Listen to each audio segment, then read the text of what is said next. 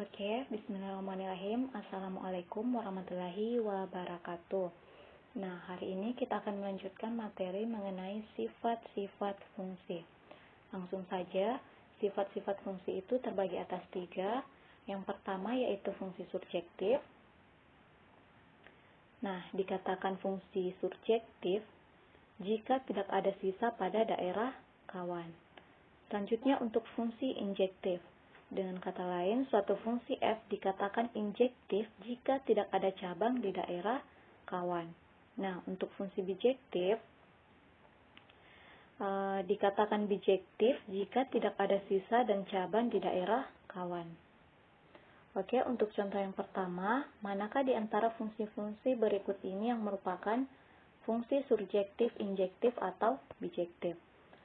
Untuk yang bagian A, apakah ini dapat dikatakan sebagai fungsi surjektif?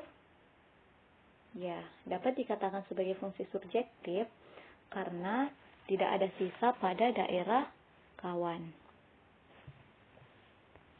Oke, selanjutnya untuk bagian B. Nah, coba kalian perhatikan. Apakah dari gambar tersebut dapat dikatakan sebagai fungsi? Jawabannya adalah bukan. Kenapa? Karena syarat dari fungsi yaitu setiap anggota himpunan A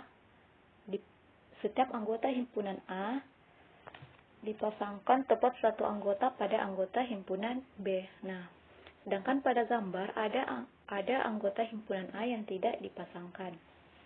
Jadi, untuk bagian B bukan fungsi.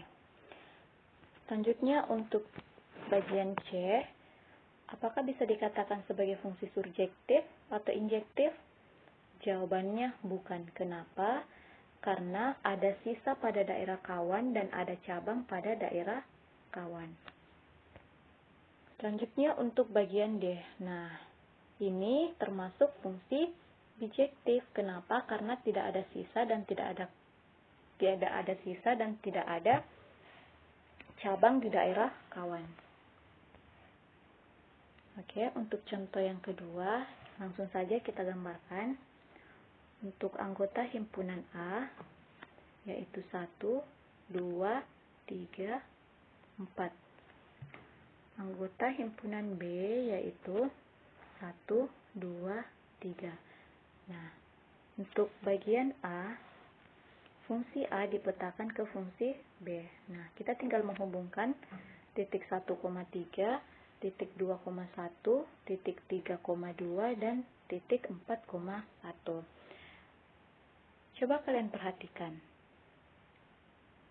Apa yang bisa kalian simpulkan? Jadi, untuk bagian A itu adalah fungsi surjektif. Kenapa?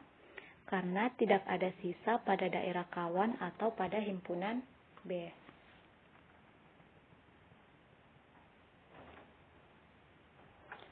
Oke, selanjutnya kita lanjutkan untuk bagian B.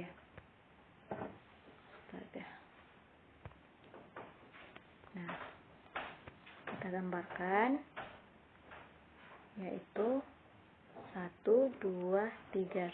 Kita tinggal menghubungkan anggota himpunannya. Untuk bagian B adalah fungsi B dipetakan ke fungsi A. Kita tinggal menghubungkan titik 1,4, 2,3, 3,2. Nah,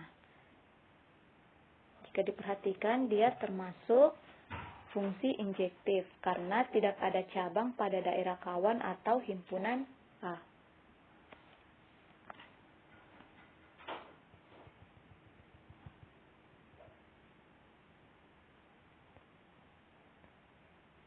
Oke, ditinjau dari simetrisitasnya, fungsi dapat dibagi menjadi 2, yaitu fungsi genap dan fungsi ganjil. Dengan syarat untuk fungsi genap, fx sama dengan f min x.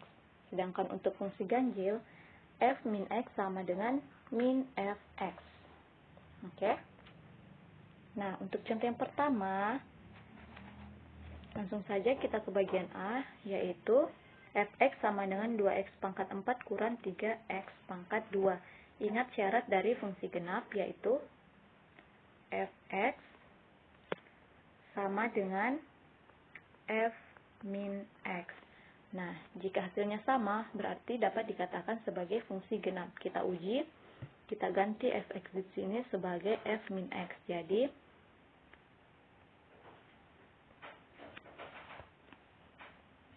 kita ganti f min x ke persamaan ini. Jadi, 2 dikali min x pangkat 4 dikurang 3 dalam kurung min x pangkat 2.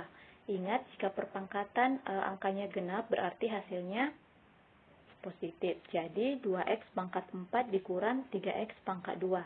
Coba kalian perhatikan, fx sama dengan f min x. Sehingga dapat disimpulkan bahwa untuk semua fungsi anggotanya, maka fungsi tersebut adalah fungsi genap.